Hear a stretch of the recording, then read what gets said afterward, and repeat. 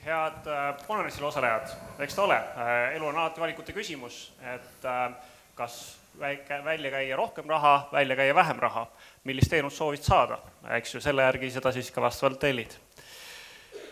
Kui vaadata nagu tagasi ka sellele videoklipile, siis endale tuli silme, et see liin kesklinnast Õismäele ja Ekspress Pluss number 47 ja naljaks üks siuke lihtne lihtsalt silma ette tuleb pilt, kuidas siis bussi sees olev valgustis muudkui vesi loksub edasi-tagasi, edasi-tagasi.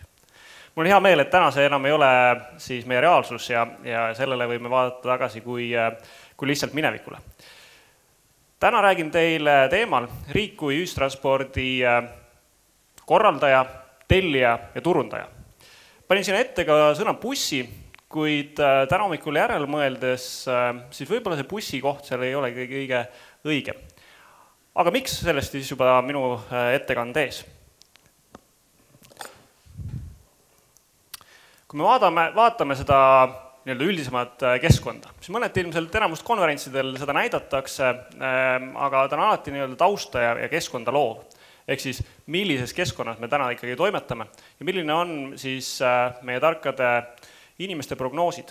Seina peal on ära toodud siis Statistikaameti prognoos Eesti rahvastiku arvust, üleval siis toodud see kuni aastani 2040. Ja kui me vaatame seda, et riik on tellimas järgmiseks 8 aastaks siis maakondliku avaliku liiniveo siis teenust ja 8 aastat on see periood, siis me näeme, et prognoos on, et 8 aasta pärast on suurusjärgus ka 25 000 inimest Eestis vähem elamas. Mis see tähendab, et kus see muutused siis nagu ikkagi kõige suurema aset leiavad? Kui me vaatame maakondlikku pilti, siis võta või jäta kõige suuremaks kaotajaks on prognoositud Järva maakond, Hiiu maakond, Valga maakond ja Võru maakond. Ja üldine reaalsus, nagu me teame seda, võitjateks Tartu ja Harju maakond. Kui vaadata puhtalt nüüd linnade keskselt, et mõneti on see, et inimesed kolivad linnadesse, siis ka seal linnade puhul me näeme tegelikult seda, et võitjateks vaid Tartu, Tallinn, Maardu ja kaotajateks elanike arvude poolest siis kõik Eesti ülejäänud linnad. Ehk siis see paneb sellesse nagu perspektiivi, et kus on meie valikud, mis me ka siis ühistranspordis teeme ja toimetame. Teine taust Eesti tänasest seisust, et kui tihti siis ühistranspordiga täna kasutatakse. Maanteeamet tellis eelmise aasta siis sügisel uuringu, kus meil ennekõike tahtsime teada saada, et kus tänased ühistranspordi kasutajad informatsiooni saavad. Kuid küsisime ka seda, et kui tihti seda kasutatakse. Ja ühistranspordi kasutamise sagedus üldpildis on laias laastus selline, et 46% elanikkonnast kasutab seda siis rohkem kui kord nädalas, et siis seda nii kord kui ka mitu korda nädalas. Ja suht prognoositavalt võis seda öelda, et Tallinn eristub siin selgelt 73%-ga ja maa-asulates, kus meil tegelikult just nimelt dotatsioonirahaga seda teenust siis ostame ja meie siis inimestele pakume, vaid 32%.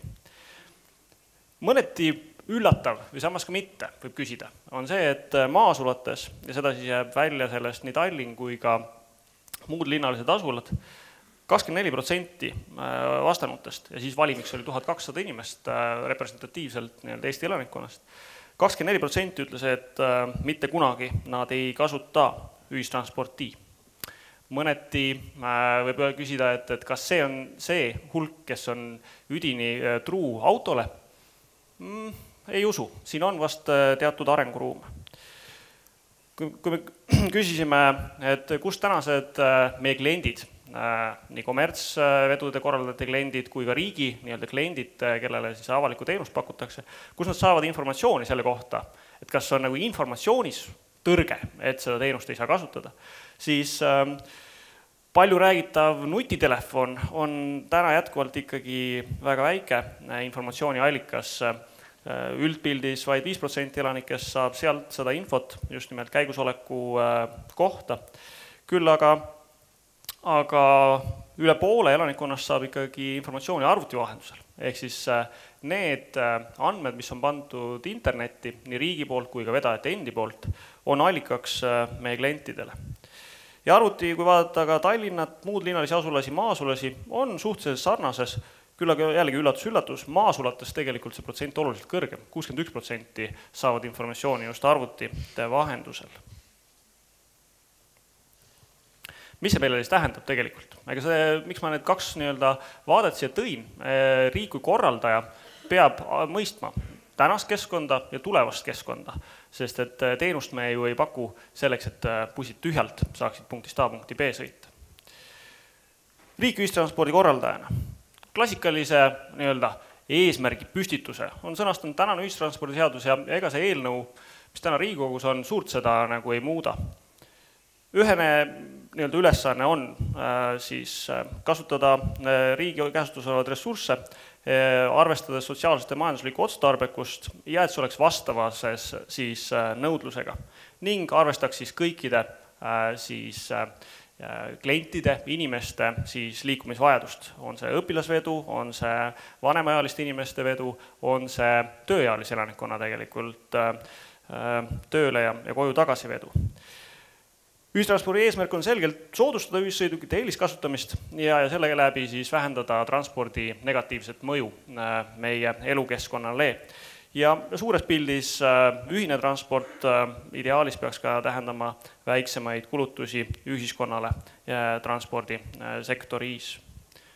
Kuid eesmärk on ühene ja selge mõneti, et olemasolevate kuludega pakkuda optimaalset teenust, klassikaline majanduse ülesanne. Kuid mõned teatud küsimused sellega juures ikkagi kerkivad ülesse. Millises osas toimib turg kommertsalustel ja millises osas peab riik sekkuma? Mis on need tingimused, mis on kommertsalustel teenuse pakkumiseks miinimumid? Mis on need tingimused, kus riik tuleb ja sekkub siis dotatsiooni maksmisega, ehk siis tegelikult teenuse tellimisega kommertsvedajalt? Millised on need tõhusamad hoovad teenuse kvaliteedi kujundamiseks ja suunamiseks?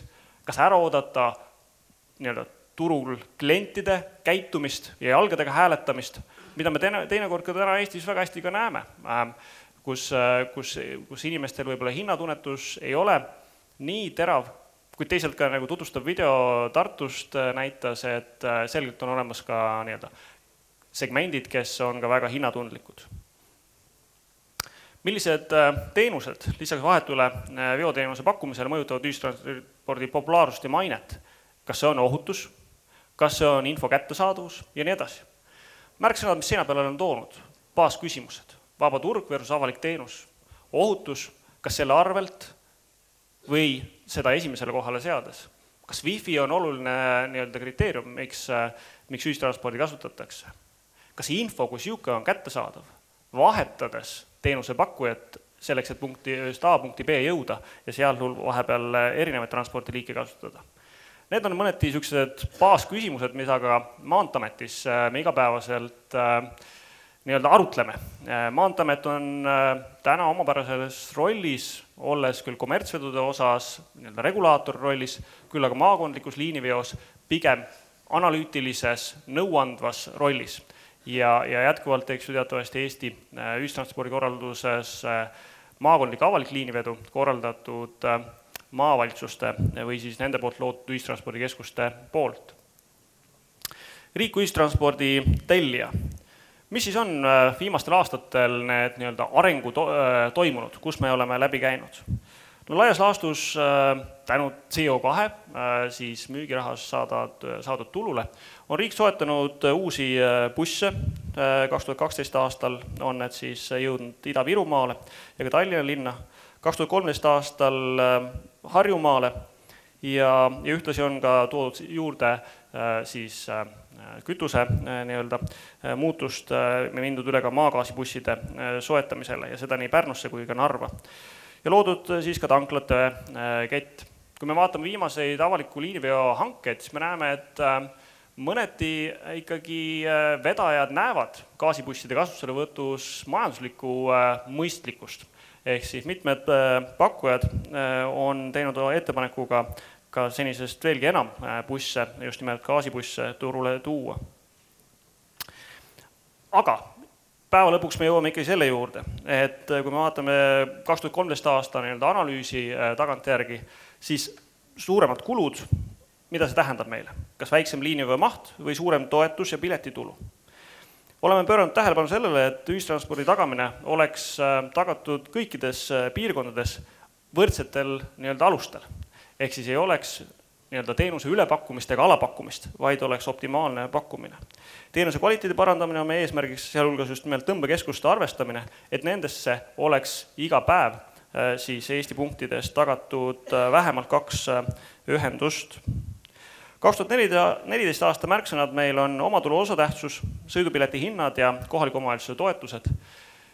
Oleme toonud erinevaid analüüse välja erinevate maakondade lõikes, kus siis sõidupileti hinnad on oluliselt erinevad. Maavalitsused on neid vaadanud ja ka oma hindasid korrigeerimas. Liiniveo maht, ühtsed sõiduvõimalused samaväärtes piirkondades juba kõneldud ja täiendavad gaasibusside hanked, näiteks ka Tartumaal. Suures pildis on riigi ülesanne tellijana ikkagi tagada avaliku teenus kvaliteedi ja kättesaadavuse standard ehk siis üle Eesti elanikele miinimumteenus. Riigihangete läbiviimisele oleme pööranud senisest rohkem tähelepanu, et nõuded oleksid pakkujatele selged, arusaadavad ja pigem nagu ühtset joont hoidvad.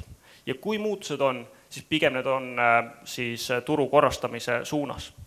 Oleme võtnud sihi, et piletitulu risk oleks jagatud 50-50 põhimõttel tellija ja veda vahel, et nii vedaja oleks motiveeritud siis piletitulu teenimisest, sealhulgas oma sisekontrollide rakendamisest ettevõttes, kui ka siis vedaja poole pealt, tellija poole pealt, ehk siis vastavad piletistilised kontrollid. Liinivõrgu kujundamises oleme püüdnud kokku viia teemat, mis juba Kaja Kallas kõnetas, rongitransport ja siis bussitransport, kus on mõistlik, kus on võimalik viia seda logistilist ahelat omavahel kokku, ehk siis märksõna ettevedu. Vaadates õpilasveo ja tavaliiniveo ühildamist on mõneti hästi mõistlik viia need kokku, kuid teisalt, kas siin tuleb hoida hästi selgelt sükest tähelepanu, et need veod ei toimuks selliselt, et selle all kannataksid siis tööealise elanikkonna tööle ja koju tagasisõit. Järelevalve valdkonnas on riik viimastel aastatel oluliselt tõhustanud koostööd. 4 asutuse ühistöö on täie rauaga käima läinud. Politsei vaatab seda, et busside tehnonõuded oleks täidetud, et meie liikluses ei oleks ohtlikke busse. Kajastame seda ka aktiivselt meedias. Tööinspektsiooni vaade on töö- ja puhkeaja kontrollimiseks. Maksuamet vaatab, et maksud oleks makstud ettevõttel ja ka piletitulu osas. Ja Maanteeamet jälgib seda, et ühistranspordiseadusest tulenevad tegevusload ja liini ajagraafikus kinnipidamine oleks tagatud. Kuid ikkagi päeva lõpuks. Küsimus, kuidas olla tark klient, et osta soovitavat teenust soodsaima hinnaga? Päeva lõpuks on see just see valiku koht, et kas me soovime osta teenust Mercedes või teenust Lada. Täna me pigem kombime seda, et oleks miinimumnõuded tagatud. Nõuded bussidele. Ja seeläbi me seda miinimumi ka täna adresseerime. Sobiva suuruse veerimi valik. Palju on kajastatud teemat, et meie bussid sõidavad tühja. Mõneti kohati see nii ka on, kuid teisalt perspektiivis ja tulevikus me näeme, et see nõudluse muutumise risk võiks kanda pigem rohkem vedaja, sest et teatavasti vedaja on pakkunud ja võtnud kohustuse liinikilomeetri teatud hinnaga pakkuda. Ja juhul kui nõudluse vähenemise tõttu on tegelikult mõistlikum tuua liinile väiksemad bussid, siis see peaks olema võimalus ka vedajal seda enda kulusid siis vastavalt optimeerida. Hangetel busside suuruse määratlemine versus varasema perioodi nõudlusandmete tagamine oleme liikunud pigem sinna poole, et bussi suuruse määratlemine on siis vedaja võimalus ja selleks võtab ta aluseks siis varasema perioodi nõudlust. Busside kvaliteedi ja mugavusnõuetes püüame leida tasakaalupunkti kulusäästlikke lahenduse ja sõitjate mugavuse vahel. Eesmärk on välistada sõitjate veoks mitte sobilike säästulahenduste pakkumist, kus soojus on vaid tagatud bussijuhile ja tegelikult reisijad on külmas. Eesmärk on, et soe oleks ikkagi kõigil reisijatel selles bussis. Et lapsevanker saaks kenasti peale ja et istmed ei oleks sellised nagu kunagi Tartu-Tallinn rongidel, kus puit oli see, mis oli see kõige tugevam ese. Sõitjate ohutust mõjutavad lisanõuded. Oleme toonud ja toomas nõude turvavööde osas maakondlike liinidele kohustuslikuks ning alkolukkude kasutamine eelistatuks. Kus esimene tegelikult nagu siis viinud on? Laias laastus, kui vaadata tagasi viimasele 5 aastale, siis riigipoolne dotatsioonipanus on suurenenud 5 miljoni euro võrra. Küll aga kui vaadata, mis on piletitulu teinud, siis piletitulu on tegelikult suures pildis jäänud samaks. Sama on juhtunud ka kohaliku omavalitsuse siis osaluse ka sellesse teenusesse. Nagu ikka, igas ettevõttes on kuskil nõukogu, nõukogul on strateegilised valikud. Täna riigi poolt vaadatuna Maanteeametile üheselt nõukogu ütleb, raha juurde pigem ei tule. Ehk siis dotatsioonisummat suurendada ei ole võimalik. Kuhu see meid tegelikult viib? Selgelt, et iseenesest hinnatõus ju toimub, siis peab ka kaasa tulema tegelikult mõneti see piletitulu tõus. Kuid, kas siis piletitulu on see just vahend? Kui vaatame meie vähese nõudlusega maakonnaliine, siis võib küsida, et on ju osad liinid ikkagi väga väikese nõudlusega. Mis on nende liinide siis tulevik? Nõudluspõhine ühistransport. Eile kajastati uudist Postimehes, kuidas Saaremaal selle peale mõeldakse. Tellimuspõhine peatus. Päevas alla 10 reisiga bussiliinide alternatiiv. Nõudluspõhine liini lõpp või sissepõige või taksoteenus.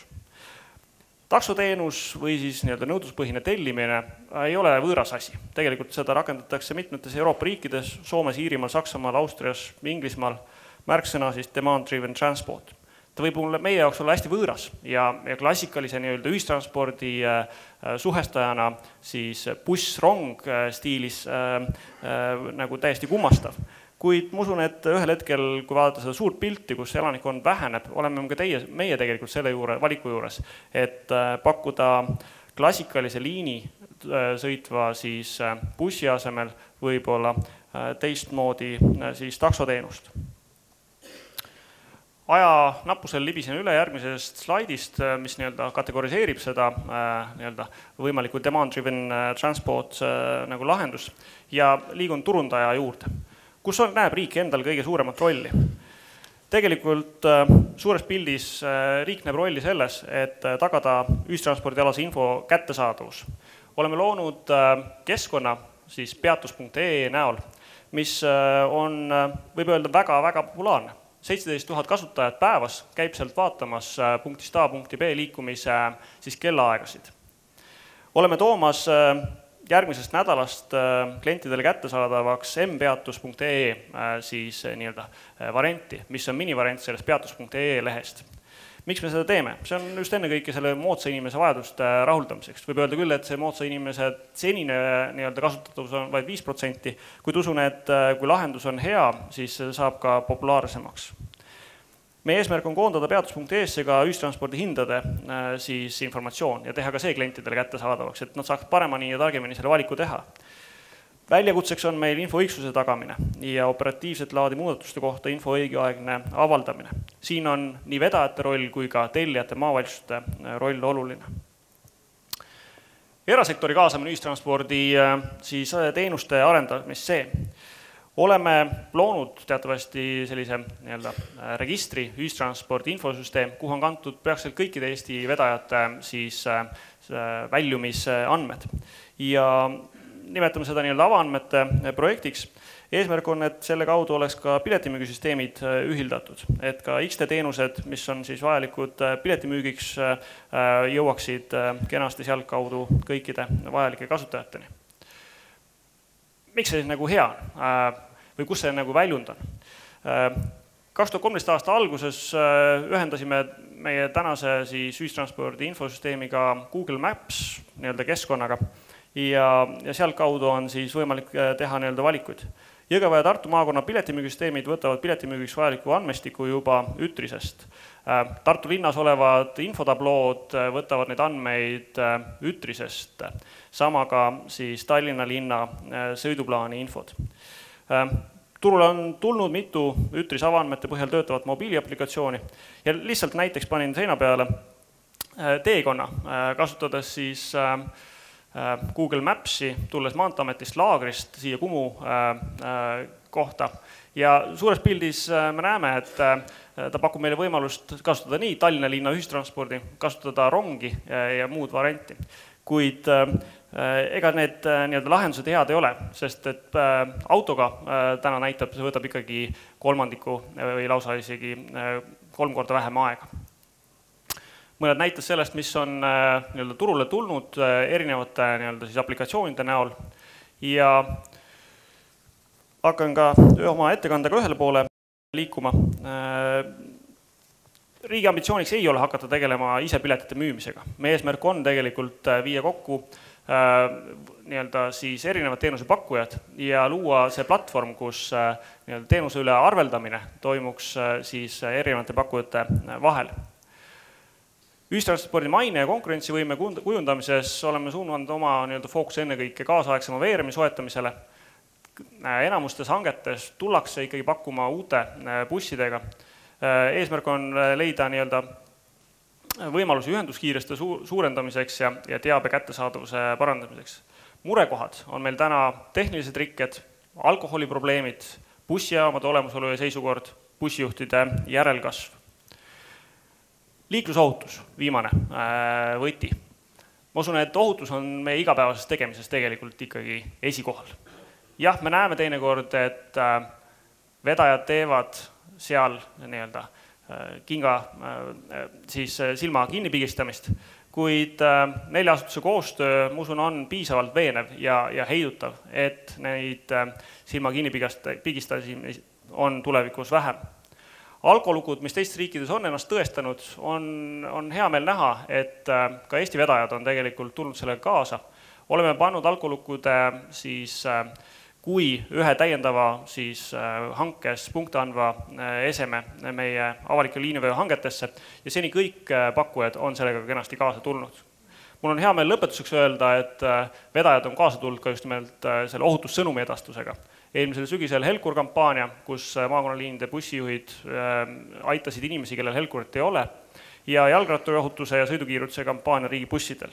Käesoleval kevadel oleme juba nüüdseks ligi 100 vedajaga tuletamas meie reisijatele meelde, et ka bussis on mõistlik kinnitada turvavöö, et sinust hoolitakse. Tänan tähelepanu eest.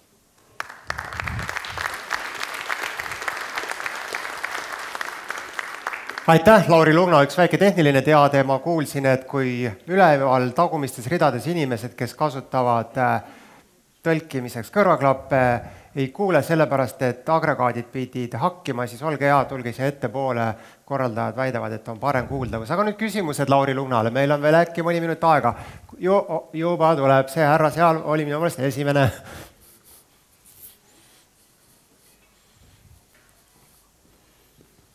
Teeme niiviisi, et 3 küsimust ja need ei ole hästi pikad küsimused, et siis me püsime ka ajagraamis. Mul on tegelikult 2 küsimust, ma ei tea, kui lühikesed Ükse perel. Aga esimene küsimus on see, et slaididelt tuli välja väga põhjalikud nõudmised bussidele avalikus liiniveos. Kas teie arvates buss on ainukene asi, millele riik peaks nõudeid määrama või peaks seal olema äkki ka bussijuht? See on teema, mille üle me oleme nii majandusministeeriumiga kui ka siis Eesti Autotöötajate Liiduga dialoogis. Ja mõneti võib öelda, et täna me anname siis hangetes, konkurssidel siis punkte selle eest, kui palju kapitali keegi panustab. Võib küsida, et aga miks me siis ei küsi selle eest, et kui palju palka keegi maksab. See on koht, kus me oleme arutlemas selle üle, et kas ja kuidas seda teha, sest et murekohana, nagu ma tõin ka välja, et Eestis on see kahjuks tõsiasi, et D-kategooria juhtimisõigusega isikute arv on lähema 15 aasta jooksul ikka olulises languses. Mul on hea meel, et osad vedajad on võtnud eest vedada hea tööjõu kasvatamist ja värbamist, kuid tulles su küsimuse juurde, et kas ja kuidas me hangetel, siis see on täna päevakorra teema, ütleme niimoodi. Aga millises siis otsusesse me jõuame, saab näha. Tore, ja minu teine küsimus on seotunud sellega, et kui näiteks eravedaja tellib kelleltki teiselt teenust ja tema ülesanne on ka tegelikult kokkuda kokku selle teenusest tulenev tulu, siis kas teie hinnangul riik ei peaks rohkem panustama sellesse, et ta kontrollib, kas see tulu, mida ta peaks kokku koguma piletimüügist, on tegelikult ka vastavuses selle, mida tegelikult makstakse? Pileti müügiteema on aktuaalne teema. Et sellepärast oleme me ka täna võtnud selle suuna, et hangetes tuua sisse jagatud riski printsiip. Ehk siis kui piletitulu suureneb, siis kaotajaks on ka vedaja ja tegelikult vedaja saab vähem tulu kui siis prognoositud andmed. Ja kui on rohkem piletitulu, siis võidavad mõlemad. Piletitulu on probleem. Probleem on ta ettevõtete endi jaoks, sellepärast et olen kuulnud meie järelevalvete käigus neid lugusid, kuidas mõnedel liinidel pakuvad bussijuhid täiesti piletit soodsama hinnaga, kui tegelikult peaks müüma. Siin on mõneti see koht, et kus saada siis parim, et kas panna igasse bussi täiendav piletikontrolör, et on lisaks bussijuhile. Ilmselt ei ole see mõistlik. Ilmselgelt on mõistlikumaid lahendusi pileti kontrolli teostamiseks, on see pistelised kontrollid, on sisekontrollid, aga suures pildis on see tegelikult jagatud vastutus nii vedaja poolt kui ka siis tellija poolt, ma ütleks nii. Ja veel üks küsimus, juba tuleb sealt. Mal Villemi Tallinna Tehnikaülikool. On võimalik panna teil tagasi oma slaid riik teenuse tellijana? Mul on sealt 2 küsimust. Oi, üks on liiast. Okei, siis ma küsin ilma selle slaidita, teist mul ei ole meeles. Tähendab, te ütlesite selle slaidi peale, et ettevedamine, kus võimalik ühendada buss ja rong. Mis on Maanteeameti jaoks kriteeriumid selle võimalikkuse hindamiseks?